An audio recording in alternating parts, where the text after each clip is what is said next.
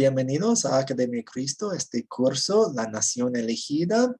Estamos estudiando la Biblia para encontrar nuestra paz, porque sabemos que a través de la Biblia encontramos a Cristo, quien nos da la paz eterna. Y hoy nos toca una lección muy importante, la entrega de los 10 mandamientos, la entrega de la ley de Dios en el monte Sinaí.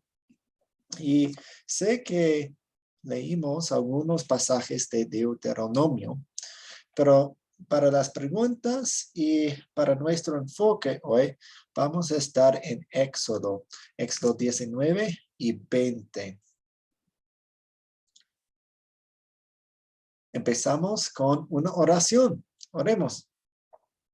Amado Dios, ayúdame a temerte y amarte todos los días de mi vida y a cumplir tus mandamientos. Sé que no siempre muestro respeto por ti, por tu infinito poder. También sé que no te amo como debo amarte. Perdóname. Concédeme que en mi vida se manifiesten mi amor y mi respeto por ti, para que otras personas lleguen a saber que tú eres el Dios Todopoderoso, el Salvador del mundo. Te pido todo esto en el nombre de tu Hijo Jesús. Amén. Y llegamos a la pregunta o a las preguntas del día. Y hicimos una pequeña investigación sobre Egipto, porque los israelitas están saliendo de Egipto. ¿Qué tanto pueden decirnos sobre el papel de Egipto en la Biblia? Y pueden mencionar unas historias clave en que sale Egipto.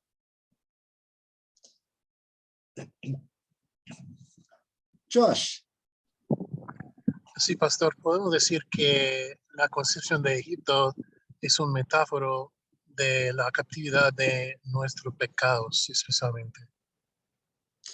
Ok, muchas gracias. Entonces, muchas veces cuando menciona Egipto y la salida de Egipto en la Biblia, está pensando en un rescate muy grande. Y dicen, ¿recuerdan cuando Dios los rescató de Egipto? Pues va a haber un rescate aún más grande. Entonces, compara el rescate de Egipto con el rescate aún más grande del pecado y del diablo y de las consecuencias del pecado. Gracias. ¿Alguien más? Pastor, yo pienso que algo bien importante en Egipto es que Egipto es como esa representación de nuestra vida, porque cabe aclarar que Egipto no siempre fue un mal lugar para el pueblo de Dios. Cuando llegó José, fue un buen lugar, fue una tierra de bendición, fue un sitio donde fueron bendecidos. Entonces, a veces pienso yo que Egipto es como esa representación o esa representación que Dios quiere que nosotros tengamos con respecto a lo que vamos a vivir en esta tierra, en donde van a ser tiempos de pronto de dificultad, de pronto tiempos de prueba, pero también tiempos en los que hay momentos alegres, momentos felices, momentos de familia, porque Egipto no siempre fue un territorio malo para el pueblo de Dios. De hecho, salieron de allá millonarios cuando salieron, y también cuando estuvo José, pues les dio pues, la provisión del pueblo de Dios vino de Egipto. Entonces pienso yo que es como esa representación de lo que vamos a vivir todos en esta tierra mientras estemos en este lugar. Ok, muchas gracias. Entonces, muchas veces podemos ver paralelos entre algo que pasó en el pasado, sucedió en el pasado, y vemos paralelos en nuestra vida, porque ellos eran creyentes y nosotros también somos creyentes. Pero también ocurrieron algunas historias verdaderas. Y ¿qué son algunas de esas historias que encontramos en la Biblia?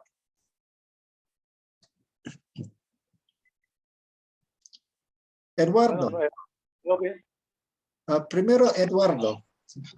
Sí, bueno, la semana pasada vimos, ¿no?, la historia de cuando Jesús y su familia huyeron a Egipto, ¿no? O sea, cuando él recién nació, José tuvo que huir a Egipto por orden de Dios para salvaguardar la vida, ¿no? Porque Herodes había decretado pues que se mataran a los niños menores de 2 años, ¿no? Ujú. También, evidentemente, la esclavitud del pueblo de Israel, ¿no? En el Éxodo. Y muchas otras historias, ¿no? Que se ven en la Biblia acerca de Egipto. Ujú. Gracias, Eduardo.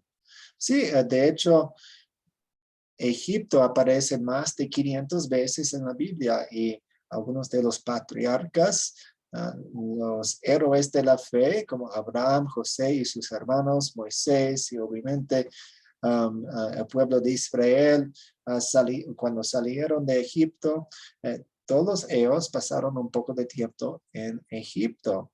Y Egipto era un poder muy grande por siglos y siglos y siglos. Y había algunas batallas en la tierra de Israel, porque si ustedes ven un mapa de Egipto y Israel, la tierra prometida, van a ver que se encuentra en medio o en el puente de 3 continentes. Entonces, si un imperio quería tener poder y control sobre muchas cosas, si quería riqueza, necesitaba control sobre ese puente entre los continentes, porque eso ayudaba en el comercio. Entonces hay algunas batallas ahí. También, como ustedes mencionaron, José llevó a María y a Jesús allí a Egipto para escaparse del rey Herodes. Y también en el día de Pentecostés había personas de todas las partes del mundo allí en Jerusalén para adorar a Dios, y algunas de esas personas eran de Egipto. Juan Mariano. Saludos, buenas noches. Dios les bendiga a todos. Bueno, lo que entendí en mensaje que leímos, de lo que estamos hablando, Egipto tipifica el mundo que actualmente estamos viviendo, en donde aparentemente estamos cómodos muchos, puestos de trabajo, economía, pero muchos que no conocemos de Dios, que no conocen de Dios, están esclavos. El pueblo de Israel en este momento estaba en este mundo esclavo del faraón que tipifica Satanás. Y lo que tipificaba Moisés era como un Salvador, que es Cristo, ¿no? Que nos quería rescatar, liberar de esa esclavitud en la cual estamos nosotros para llevarnos a la tierra prometida y hacer la voluntad de Dios, cumpliendo la ley, para agradar a Dios realmente. Entonces, pues, eso sucedió en nuestra vida. Eso está pasando con muchas personas que hoy no conocen, están en el Egipto. El Señor Cristo Jesús lo quiere rescatar, salvar, y eso pasó en el pueblo de Israel. Ok, muchas gracias, Juan. Y una persona más, Rosa.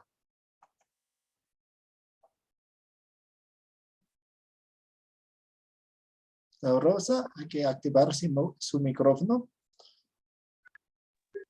Para mí Egipto es como cuando estoy pasando un proceso, cuando no he llegado a los pies de Cristo, entonces estoy atrapada en la esclavitud, como lo estuvo el pueblo de Israel, y pues el Salvador que representa a Moisés en el pueblo de Egipto, pues yo digo que es alguien que viene y habla a mi vida y me habla de Cristo. Pues para mí eso es Egipto.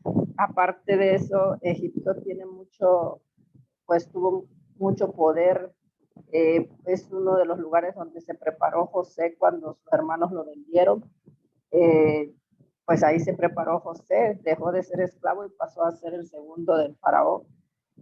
Pues ese es mi comentario. Sí, muchas gracias, Rosa.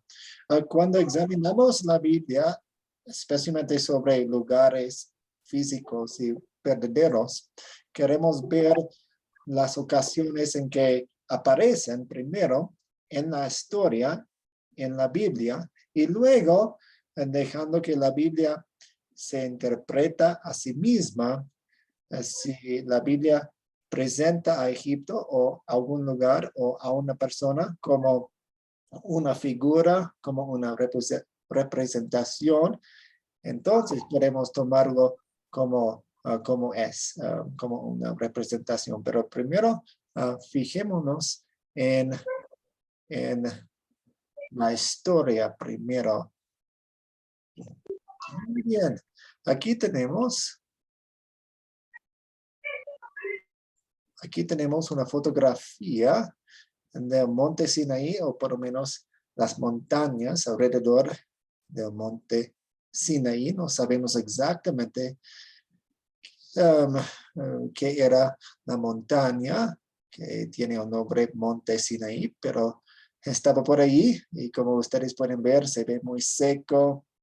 ¿No? Es un clima muy extremo, calor de día, sin vegetación, muy difícil de vivir ahí, y los israelitas estaban aquí por mucho tiempo, de hecho, y había muchos de ellos. La estimación es más de 2 millones de personas, si estamos contando a los niños, a las familias, a las mujeres y a los hombres. Entonces Dios seguramente tenía que proveer para cuidarlos. Ok, como les dije antes, estamos en Éxodo 19 y 20. Y si tienen sus Biblias y sus apuntes, pueden abrirlos y prepararlos para estas preguntas que hacemos. Y siempre tenemos 12 preguntas. Las primeras 7 nos ayudan a entender los detalles y los sucesos de la historia. Y las últimas 5 nos ayudan a aplicar la historia a nuestra vida. ¿Quiénes son los personajes de esta historia?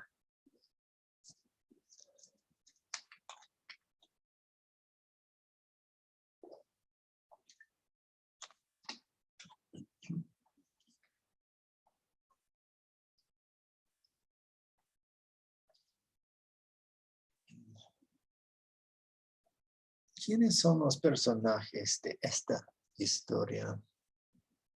¿Pueden mencionar algunos en la lista?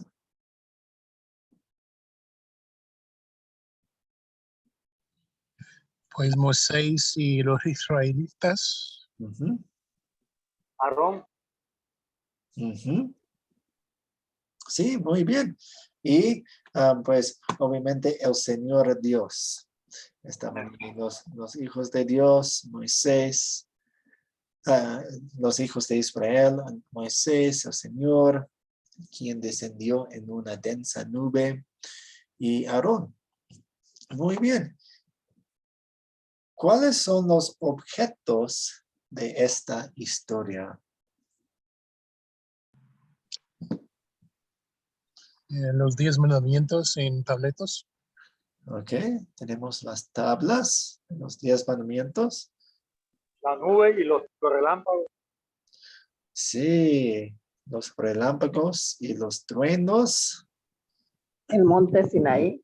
El monte Sinaí está muy presente.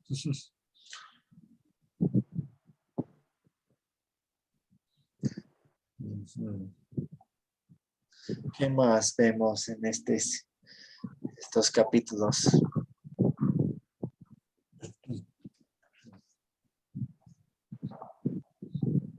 Pastor, el humo también, pastor.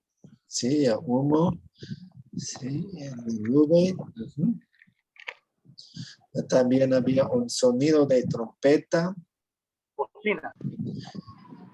¿Y qué? El Sí, adelante. monte Sinaí. Sí, el monte Sinaí. ¿Y qué pusieron alrededor del monte Sinaí? La presencia de Dios.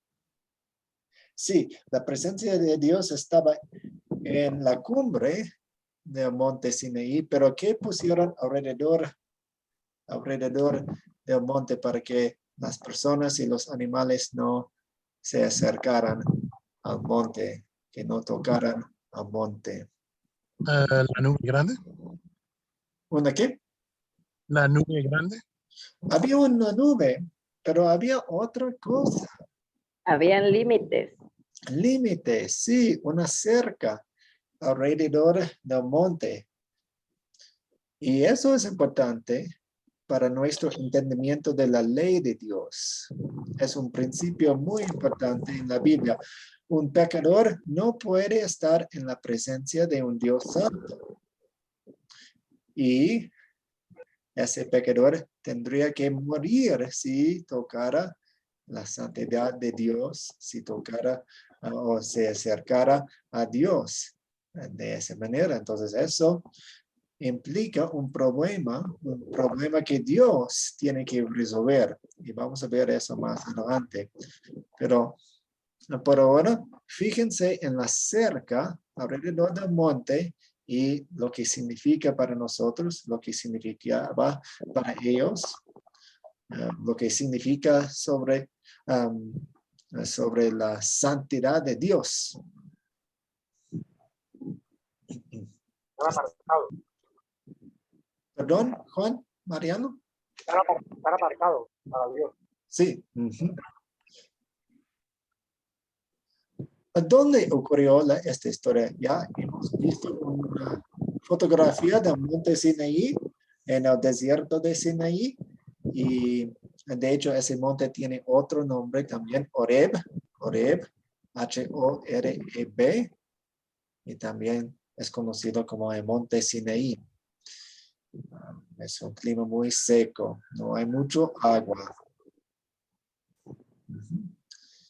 ¿Cuándo ocurrió esta historia?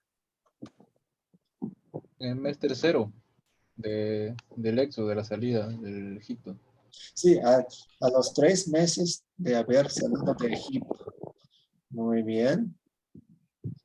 Y durante esos 6 meses había otros sucesos, otros milagros. Dios proveyó agua potable en Mara, pan del cielo, que es la maná, y agua de una roca. Pues también había abierto el mar rojo para que ellos pasaran en la tierra seca. Y también había algunas batallas en las que Dios les dio la victoria a los israelitas. Entonces Dios estaba caminando y guiándolos y protegiéndolos y cuidándolos a través de su viaje. ¿Cuál es el problema? ¿Qué son los problemas que tenemos en esta historia?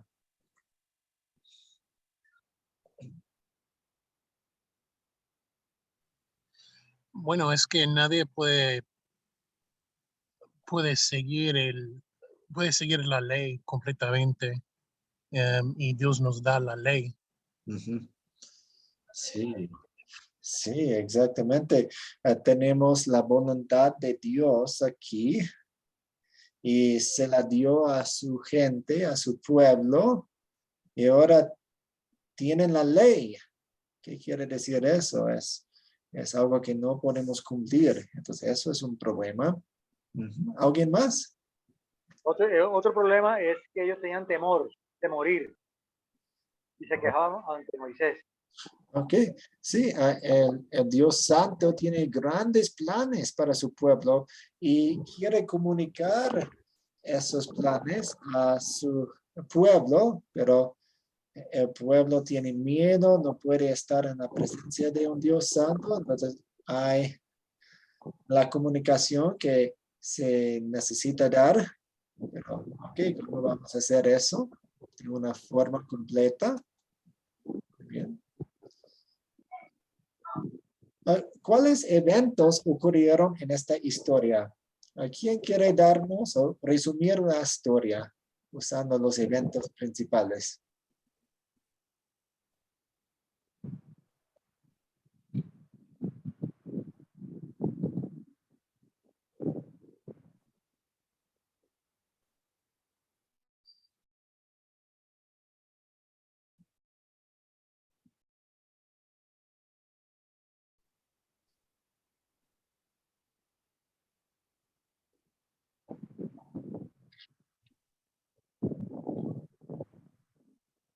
Eduardo.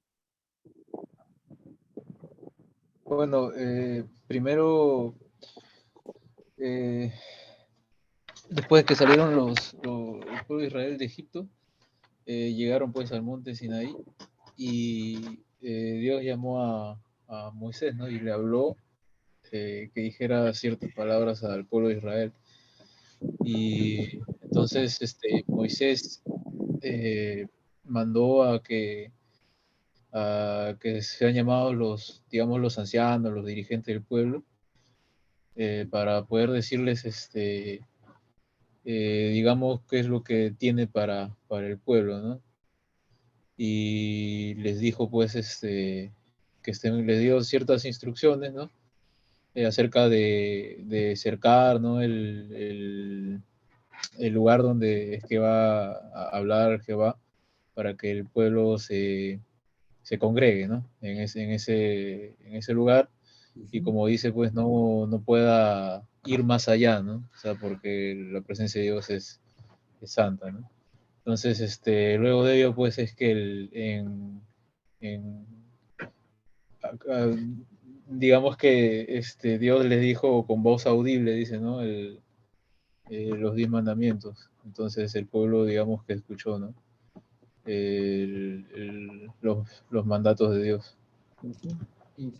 Muy bien, muchas gracias. Y la pregunta final para esta sección: ¿se resuelve el problema que mencionamos? ¿Y cómo?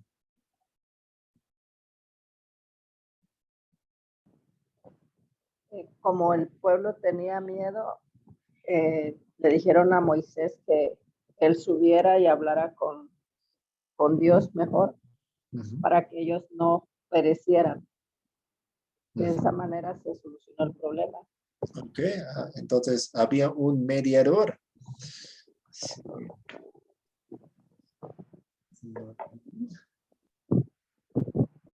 Juan Carlos. Pues yo pienso que en el fondo se llevó a cabo el cometido de parte de Dios, que era dar las instrucciones al pueblo, pero el problema no se solucionó porque el corazón del pueblo seguía duro. Entonces, creo que para el único que hubo de pronto una cierta revelación fue para el mismo Moisés, porque pues él fue el que estuvo realmente en la presencia de Dios. Para el pueblo, pues más adelante lo vemos, que el pueblo no mudó su corazón, incluyendo al mismo Aarón, que después les ayudó a construir el becerro y todas esas cosas. Entonces pienso que en ese preciso momento el problema como tal, que era encauzar el pueblo a estar con el Señor, no se resolvió de una manera como de pronto Dios hubiera esperado. Ok, muchas gracias. Entonces, la resolución completa del problema del pueblo y nuestro problema se encuentra en Jesús, quien iba a venir. Entonces, la resolución completa se espera todavía para ellos. Gracias. Ok, ahora hemos llegado a la sección de consolidar. Ahora vamos a aplicar esta historia a nuestra vida usando 5 preguntas. La primera pregunta es una pregunta de resumen. En pocas palabras, ¿de qué se trata la historia?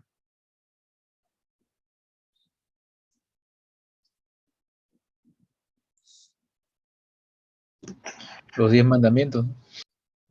La entrega de los 10 mandamientos, el dar la ley de Dios. Muy bien. A veces me gusta pensar en esta pregunta como si fuera un periódico. ¿Qué diría un periódico como su titular?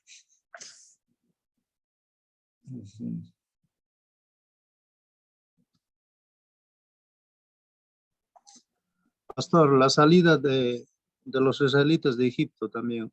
Ok, entonces están saliendo. Muy bien, el Señor dio su ley, especialmente los 10 mandamientos a su pueblo. Y esa entrega de la ley apartó al pueblo de Dios como una nación especial, porque habían recibido la ley directamente de Dios. Juan Mariano. Bueno, creo que fue después del Edén, la segunda vez que el Señor se revela al hombre, utilizando obviamente a Moisés, cara a cara, ese contacto cara a cara con Dios. Ok, Que Dios entonces, tuvo. una conexión especial ahí con Moisés. Ujú. Muy bien, seguimos. ¿A qué pecado nos enseña a confesar esta historia? Ahora estamos mirándonos en la ley de Dios.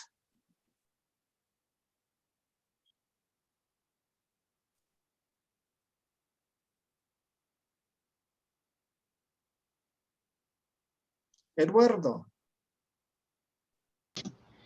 Bueno, que evidentemente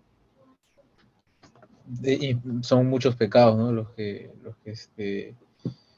se pueden infligir, pero yo creo que digamos, el principal es cuando uno piensa que por hacer buenas obras o por tener cierto comportamiento, ¿no?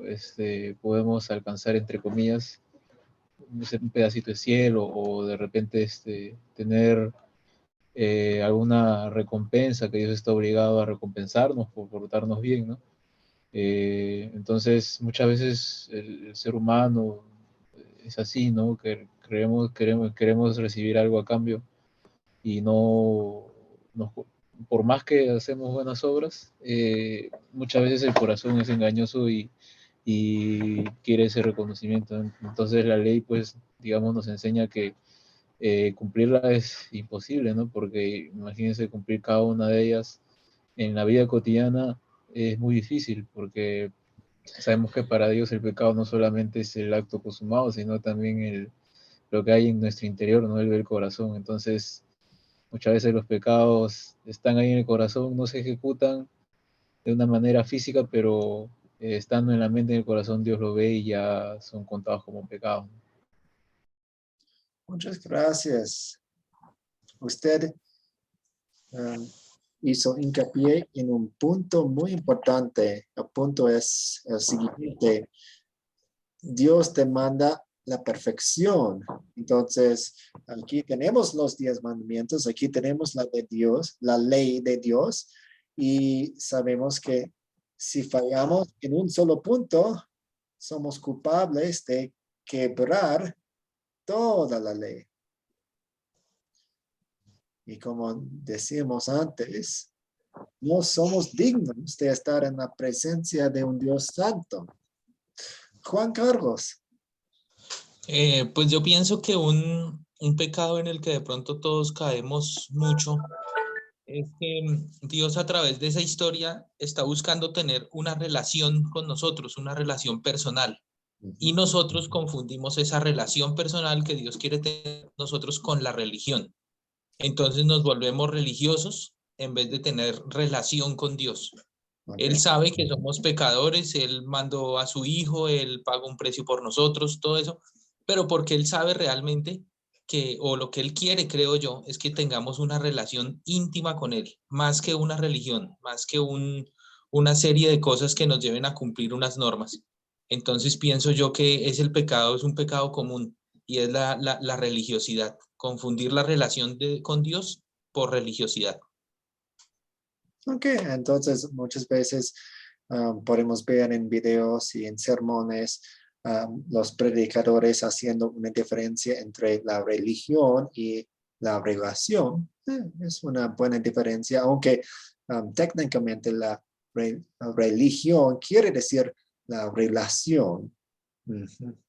Pero si estamos hablando acerca de un pensamiento, una postura de fariseos, entonces usted hace un buen punto. Muy bien. ¿Y Juan Mariano?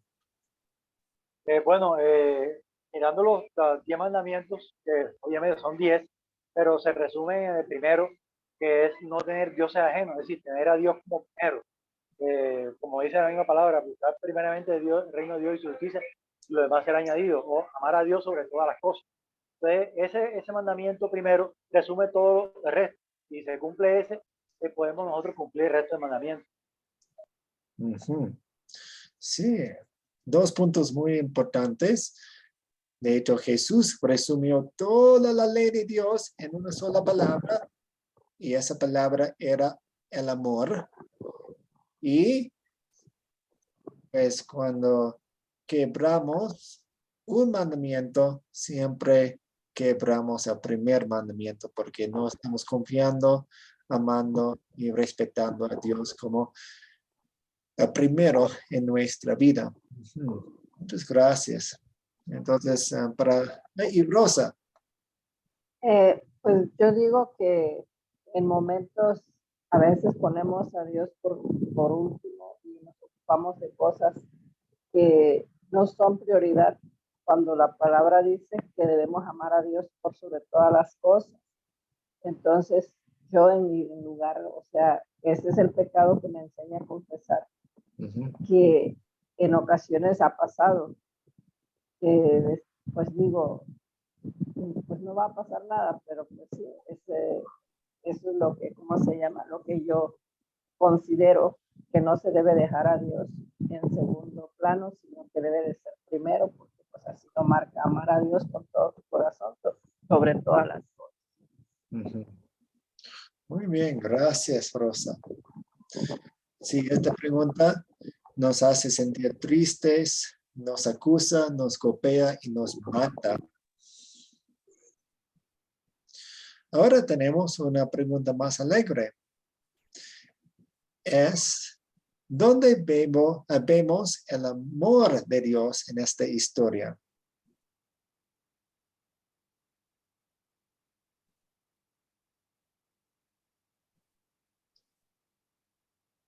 ¿Dónde vemos el amor de Dios en esta historia?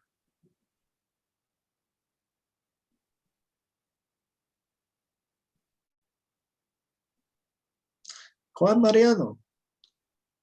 Bueno, la fidelidad de Dios, que a pesar de que el pueblo tenía temor, pues siempre era reacio, a pesar de que tenía un líder como Moisés, que era, como siempre en la Biblia hemos visto, un prócer, un héroe, Dios era fiel, tenía misericordia y suplió sus necesidades en ese tiempo. Ok, sí.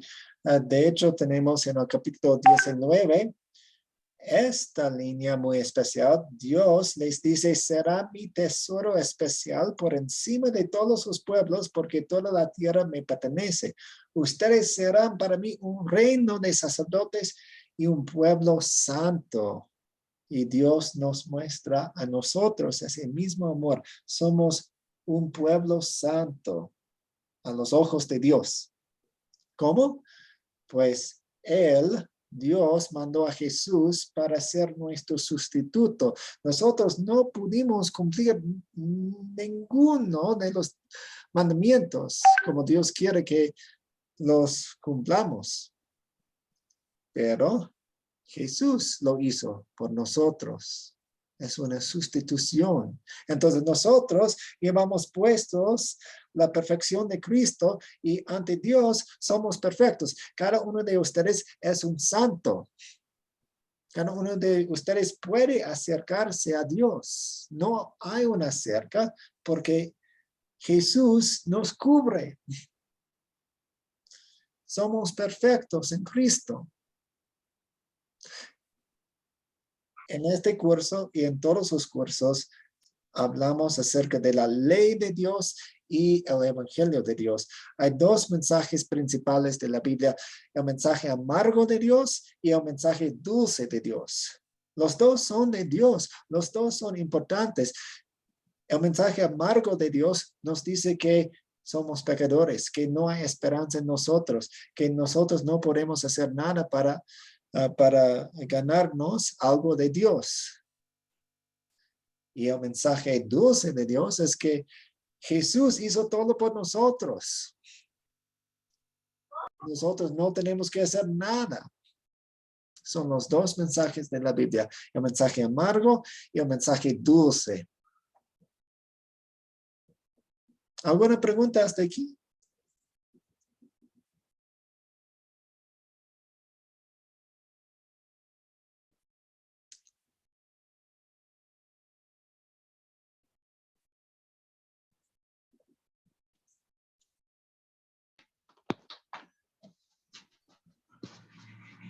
Juan Mariano. Bueno, mi pregunta es decir, que siempre, porque mucha gente que no es cristiana, no se, que se da cuenta de que por ejemplo, en la ley, el mandamiento del Antiguo Testamento, en cierta forma es bastante drástico, por ejemplo, en cuanto a pecar, sí, prácticamente ojo por ojo, diente por diente, como la muerte. Entonces, a pesar de que sabemos que Dios es un amor, ¿por qué hay esa manera tan radical de condenar los errores del pueblo de Dios? Ujú, ujú. Sí. Ok, muy bien. Vamos a seguir. Y de hecho, el mensaje que acabamos de ver cambia nuestra motivación. Muchas veces solemos decir, tengo que hacer eso, debo hacer eso, debemos hacer eso, es nuestra obligación, pero no lo es, porque Dios cambia nuestra motivación, cambia nuestro corazón, y ahora hacemos buenas obras por gratitud a Él. Entonces, evitemos palabras como tengo que hacer esto, debo hacer eso, es mi obligación hacer esto, porque no estamos bajo la obligación de la ley. La ley ya no nos acusa. Entonces, nosotros podemos hacer buenas obras por gratitud a Él, dándole gracias. Entonces, la cuarta pregunta dice, ¿qué me enseña Dios a pedir y hacer por gratitud a Él?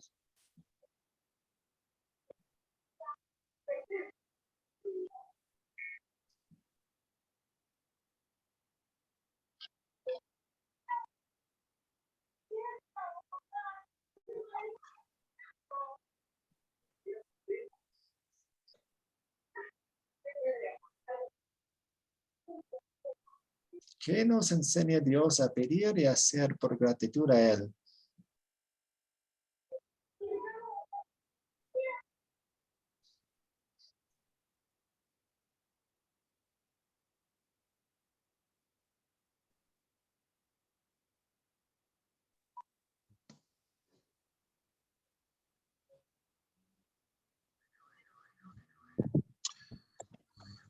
Bueno, la ley funciona como una guía para dar nuestra vida de gratitud Ujú. a Él. Ujú. Sí, es nuestra guía. ¿En qué nos guía esta historia entonces, Josh? ¿Cómo nos guía? Nos guía a dar gratitud a Él y obedecer a Él. Entonces, Ok. Entonces podemos hablar en términos generales que demos gracias a él por su santa ley y su cumplimiento perfecto que nos da la perfección, y también queremos y deseamos vivir conforme a la voluntad por gratitud a Él. Gracias. Juan Carlos.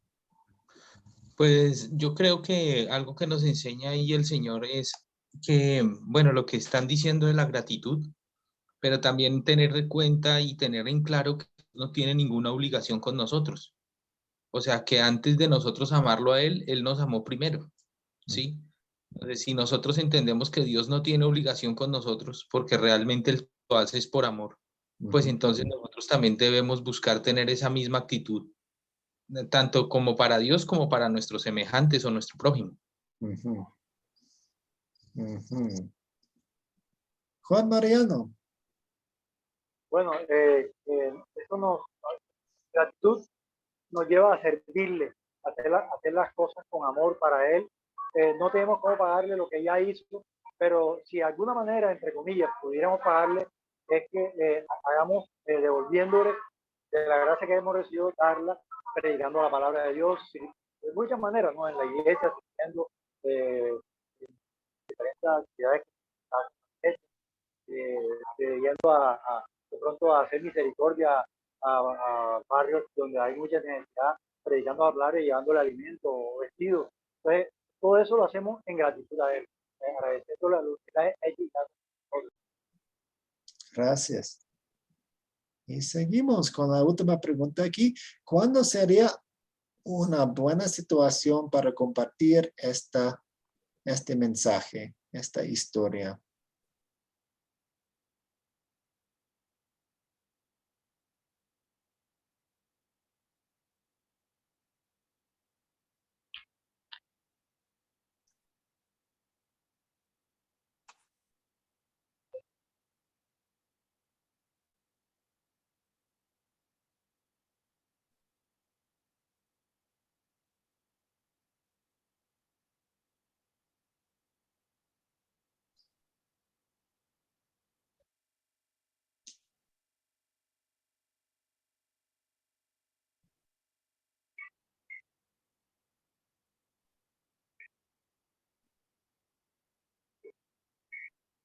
Eduardo Carrasco. Yo creo que es en todo tiempo, ¿no? Porque, o mejor digamos, cuando uno está de alguna manera evangelizando a una persona, tratando de llevarle el mensaje, porque primero hay que, como dijo, ¿no? Primero darle el mensaje amargo de la ley, y porque hay muchas personas que piensan que, bueno, que no creen en Dios o no están en sus caminos, piensan que son buenas, ¿no? Y merecen el cielo, que porque dan caridad o porque nunca han hecho nada malo, entre comillas, no le hacen daño a nadie. Entonces, yo creo que con una persona de ese tipo se le podría decir, ¿no? Que en realidad esa perfección que pregonan no la tienen. Y porque la Biblia es clara que, digamos que son requisitos muy difíciles de cumplir, ¿no? Para llegar a la perfección que pide Dios. Y esa perfección no la tiene nadie en la tierra. Entonces yo creo que ese es un buen momento en el que se puede compartir este mensaje, ¿no? En este caso de la ley. Obviamente completándolo con el Evangelio, ¿no? Gracias. Entonces, para enseñar a propósito de la ley, para enseñar sobre la santidad de Dios y lo que quiere decir para nosotros. Muchas gracias. Ahora, para terminar la lección, tengo dos temas importantes: los 10 mandamientos y los 10 mandamientos para creyentes en el Nuevo Testamento. Entonces, muchas veces, y especialmente en estos capítulos, vemos algunas leyes un poco extrañas. El sábado, el día sábado, los días sagrados, debemos cumplirlos hoy en día. Debemos tener nuestros servicios de adoración los días sábado. ¿Qué quiere decir eso? También vemos las leyes dietéticas. ¿Puedo comer chancho? ¿Puedo comer morcilla? Porque Dios no quería que comieran eso en el Antiguo Testamento. Debemos seguir las leyes dietéticas que Dios dio a Israel en el Antiguo Testamento. También podemos pensar en los sacrificios y los lugares de adoración, porque cambió todo. Ahora nosotros no sacrificamos a animales en nuestras iglesias y lugares de adoración. No tenemos que construir nuestros templos como el templo que tenían en Jerusalén. Estos mandamientos nos aplican a nosotros hoy en día.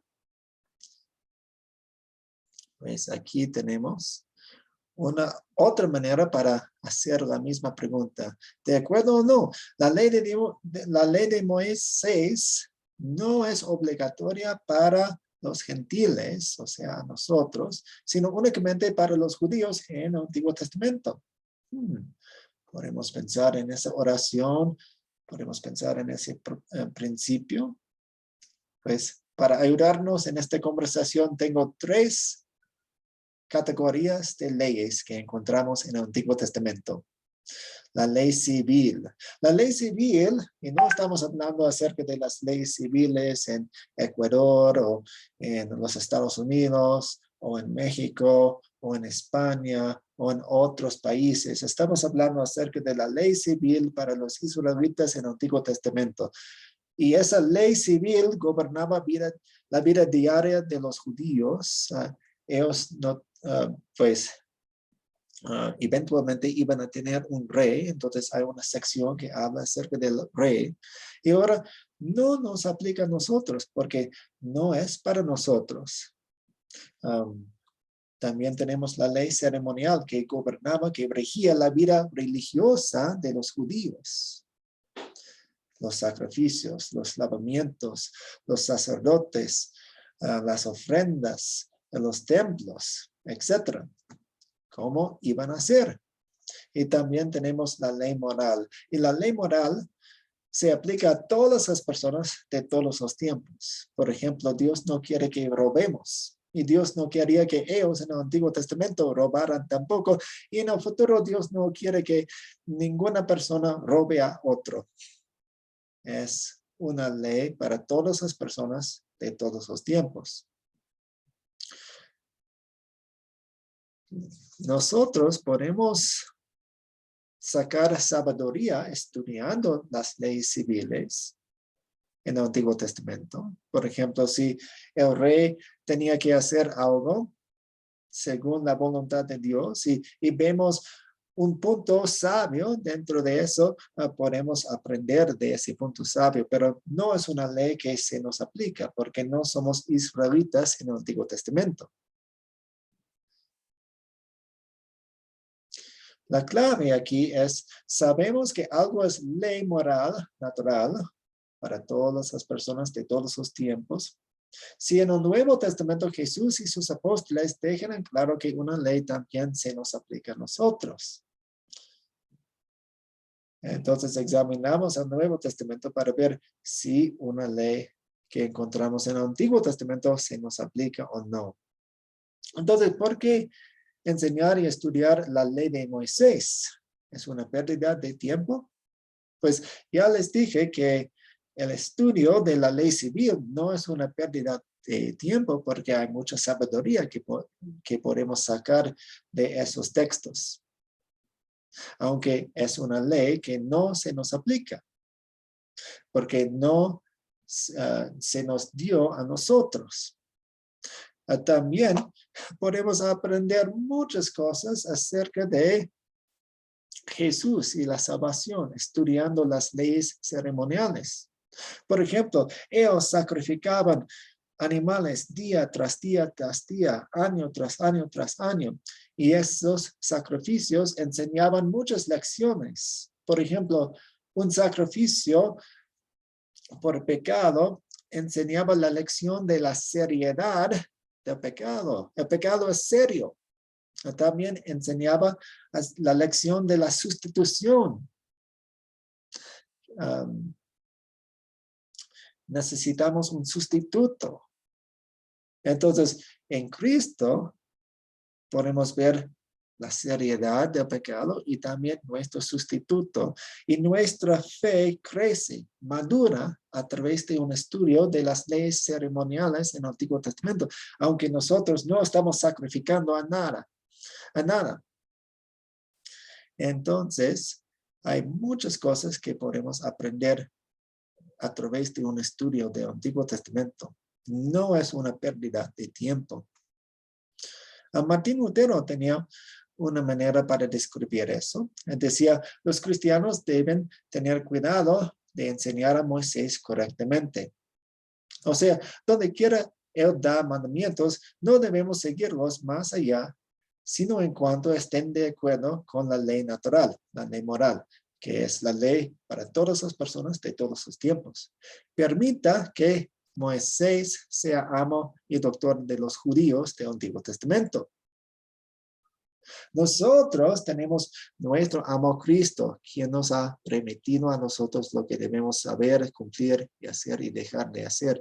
Tenemos suficientes leyes en el Nuevo Testamento, Por lo tanto, no queremos tener a Moisés sobre nuestras conciencias, sino que únicamente nos preocupamos en mantener a Cristo sin mancha. Entonces, otra vez la clave, sabemos que algo es la ley moral natural para toda la gente de todos sus tiempos. Si en el Nuevo Testamento Jesús y sus apóstoles dejan en claro que una ley también se nos aplica a nosotros. Y tengo algunos ejemplos de eso, pero hasta allí, ¿cuáles son sus preguntas?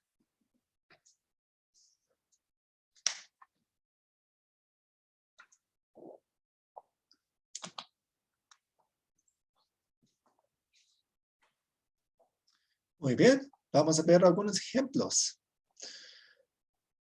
El día sábado, los días sagrados, pues Colosenses, y de hecho Colosenses 2 es un pasaje clave para estas conversaciones. Hay muchos debates en iglesias y muchos debates entre personas acerca de las leyes que encontramos en el Antiguo Testamento. Y un punto que queremos sacar todo el tiempo es Colosenses 2, especialmente versículo 17. Dice aquí, Cristo ha anulado el acta de los decretos que había contra nosotros. Está hablando acerca de la ley que nos acusaba, que nos era adversa.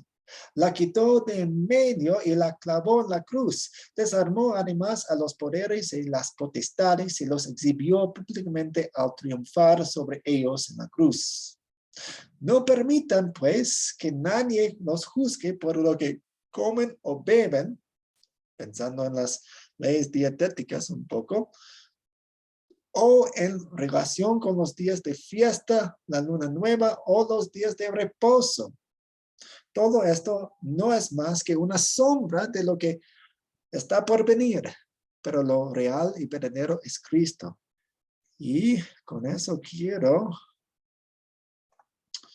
subrayar este versículo aquí. Todo esto no es más que una sombra de lo que está por venir, pero lo real y verdadero es Cristo. Entonces, nosotros no tenemos que tener nuestros servicios de adoración los días sábado, porque en el Antiguo Testamento ellos tenían el día sábado como un día sagrado, un día de descanso, un día de reposo, y ese reposo y ese descanso apuntaba a Cristo, quien es nuestro descanso.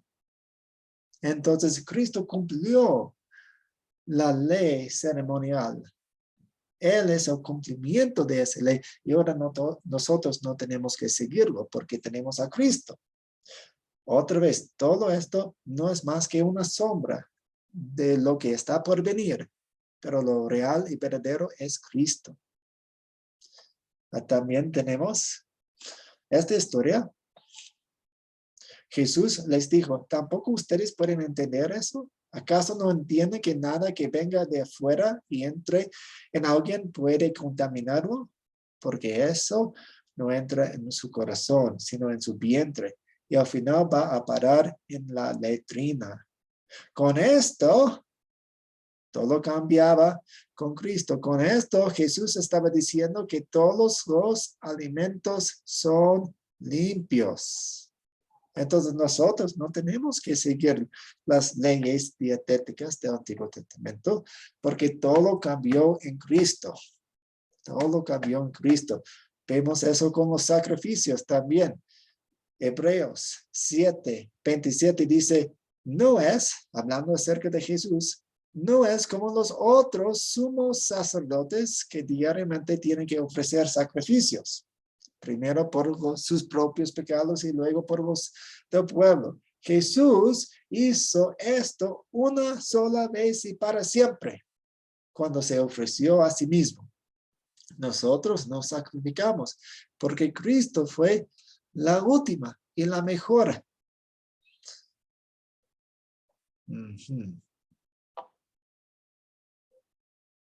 Muy bien. ¿Alguna pregunta hasta aquí? Eduardo. Sí, quería preguntar y con respecto al ayuno, o sea, digamos que en cierta forma en las iglesias toman el ayuno como una especie no sé cómo decirle, de herramienta o estrategia, manera de sacrificio para supuestamente entregar, ¿no? A Dios al momento que están pidiendo algo, ¿no? Entonces hacen una cadena de ayuno, una maratón de ayuno por todo un día, por 12 horas, algo así, y porque están pidiendo por algo, por el cuerpo, por la sanidad. Entonces, digamos que el ayuno se habla también, lo habla Jesús, ¿no? Pero entonces, ¿cómo entraría eso? ¿O cómo se utilizaría bien el ayuno en todo caso? Sí, buen ejemplo. Si las personas están haciendo el ayuno para obligarle a Dios, como si fuera sacrificio, como si fuera un palo, entonces hacen mal. Entonces, de hecho, en muchas iglesias, yo diría la mayoría de las iglesias tienen falsas doctrinas sobre el ayuno, desafortunadamente, porque obligan a las personas. Hace 2 años hablé con una señora quien tenía la carga muy grande de algunas cosas que había experimentado en su iglesia anterior y dijo, ay, yo ayunaba y un mes teníamos que ayunar como 20 días, ¿no? Y yo solamente pude cumplir 18 y luego pues después de 2 meses algo sucedió en mi vida y el pastor dijo, es que no ayunó correctamente en enero. Qué triste cuando la iglesia pone más cargas que ellos, los líderes, no pueden llevar tampoco y la Biblia no manda. Es muy triste. Uh-huh. Juan Mariano.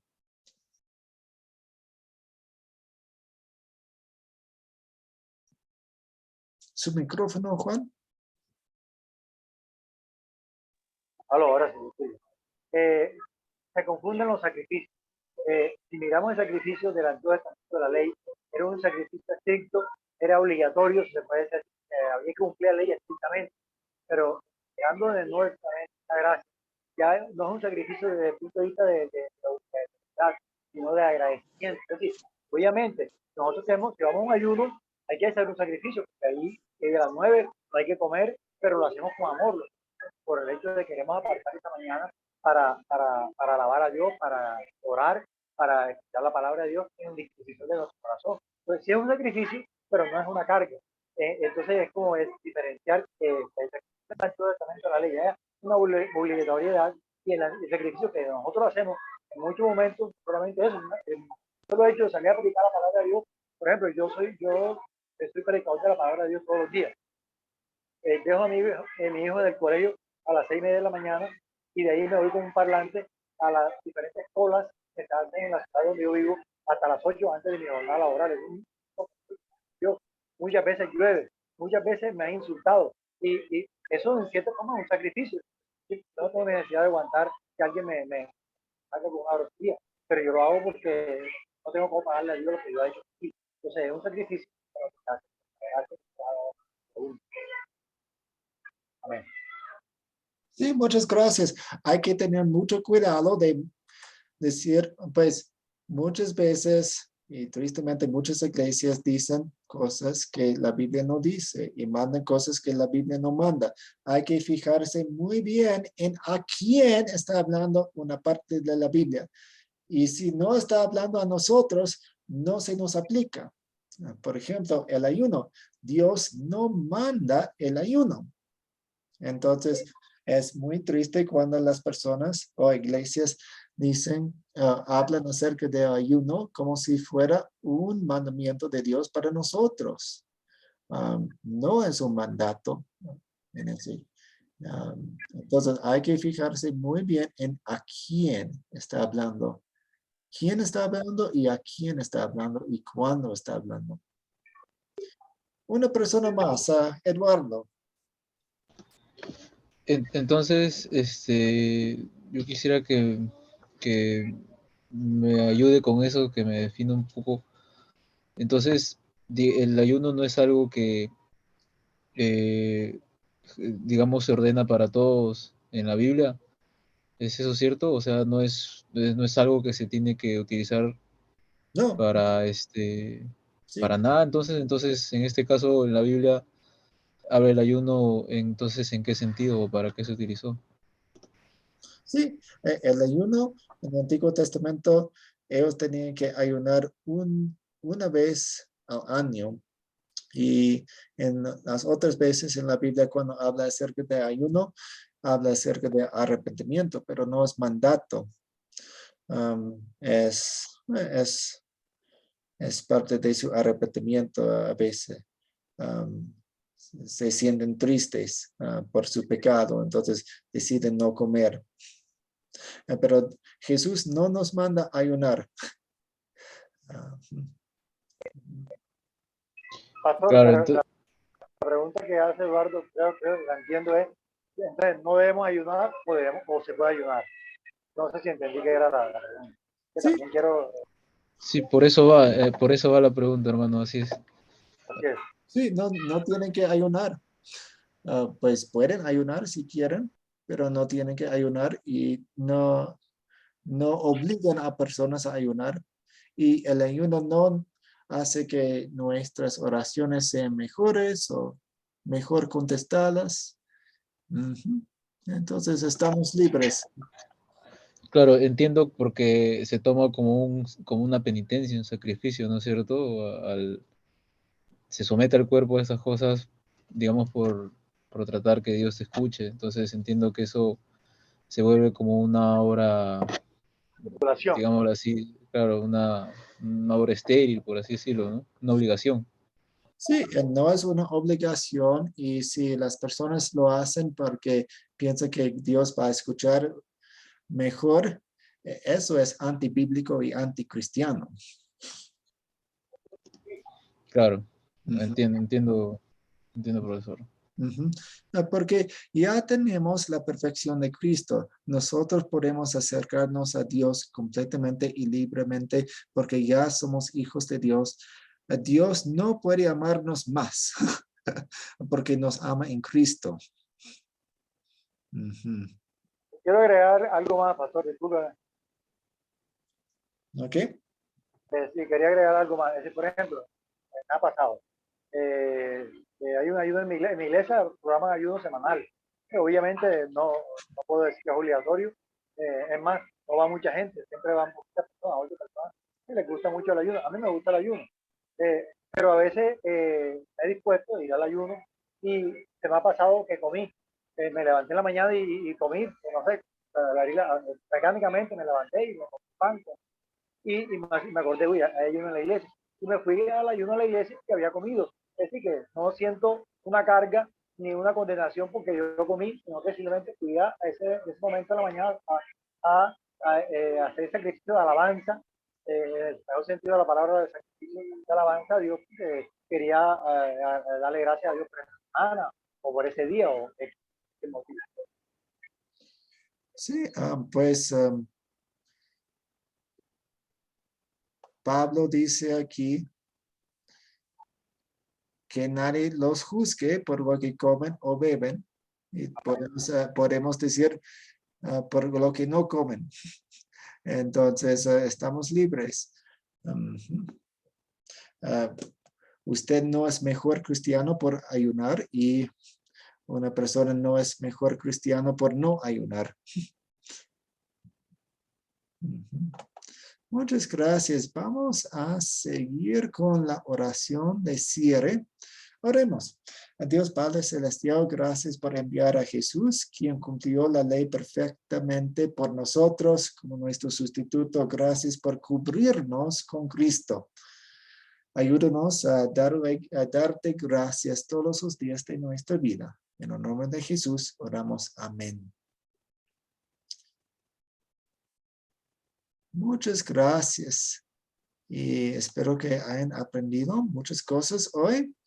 y espero que tengan una buena noche, que descansen. Dios mediante, nos veremos el miércoles.